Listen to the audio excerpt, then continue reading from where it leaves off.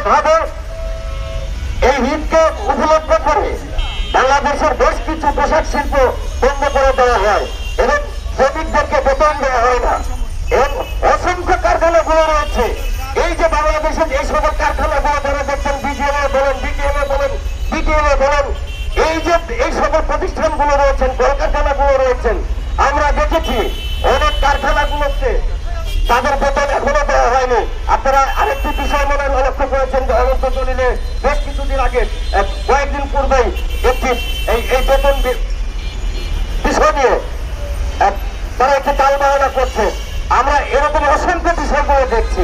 কিন্তু এখান থেকে শুধু এই যে শিল্পের মালিকরা তারা এত সাহস কোথায় পায়, এই যে শিল্পের মালিকরা তারা এত সুযোগ কোথায় পায়, এই সুযোগগুলো আসে